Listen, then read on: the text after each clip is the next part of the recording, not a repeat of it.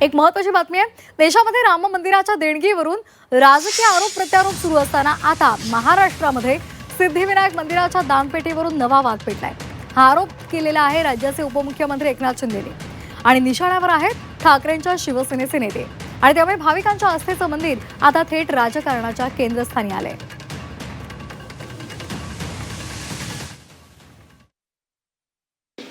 जे टीका करतायत त्यांच्या सहकाऱ्यांनी सिद्धिविनायकाच्या मंदिरामध्ये दानपेटी लुटण्याचं पाप केलं, तेव्हा चौकशीचे आदेश का दिले नाहीत?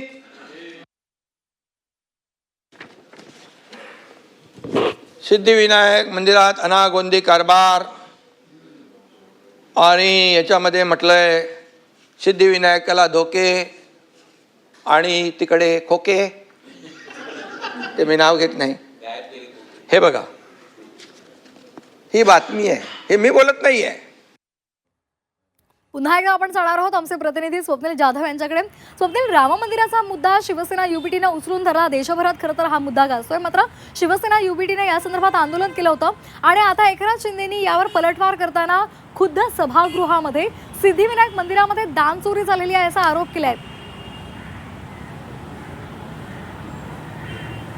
नक्कीच एकीकडे शिवसेना ठाकरे गटाकडून राम मंदिराच्या दानपेटीवरती झालेली लूट या संदर्भातील विषय हाती घेण्यात आलेला आणि त्याबद्दल आंदोलन हे सुरू आहे। रामरक्षा आंदोलन असेल, मुंबईमध्ये पार पडलेलं, आज ठाण्यामध्ये हे आंदोलन पार पडणार आहे। मात्र त्यापूर्वी आपण बघतोय काल विधान परिषदेमध्ये उपमुख्यमंत्री एकनाथ शिंदे यांनी मोठा आरोप केलेला आहे, दावा केलेला आहे। खरं तर जे मुंबईतील आणि महाराष्ट्रातील भाविकांचं श्रद्धास्थान आहे खरं तर सिद्धिविनायक मंदिर, या सिद्धिविनायक मंदिरामध्ये सुद्धा दानपेटीची लूट झालेली आहे। काही ठिकाणी अनियमितता ही व्यवहारामध्ये पाहायला मिळते, अशा प्रकारचा हा आरोप आहे। त्यामुळे एकूणच नाव जरी घेतलं नसलं तरी एकनाथ शिंदे यांचा रोष हा आणि त्यांचा जो रोख जो आहे तो शिवसेना ठाकरे गटाकडे पाहायला मिळतोय। मंदिराचे पूर्व जे अध्यक्ष आहेत, विश्वस्त मंडळाचे अध्यक्ष होते आदेश बांदेकर, यांच्यावरती कुठेतरी हा आरोप आहे का असं एकंदरीत यातून पाहायला मिळतंय। कारण एकूणच त्या दरम्यान कुठेतरी अनियमितता समोर आलेली आहे, दानपेटीची लूट झालेली, मग तेव्हा आदेश का दिले नाही तपासाचे, अशा प्रकारचा सवाल उपस्थित केलेला आहे। मात्र तेव्हा आदेश दिले नव्हते, मात्र आता आदेश दिले जाणार का हे पाहणं महत्त्वाचं। आणि यामुळे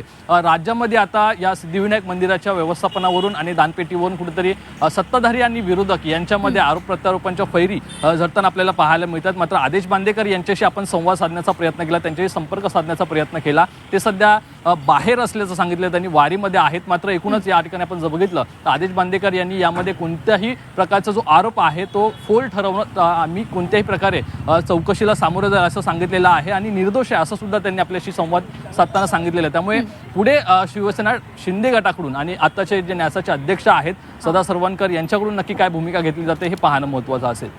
धन्यवाद स्वप्नील, आपण दिलेल्या सविस्तर माहितीसाठी।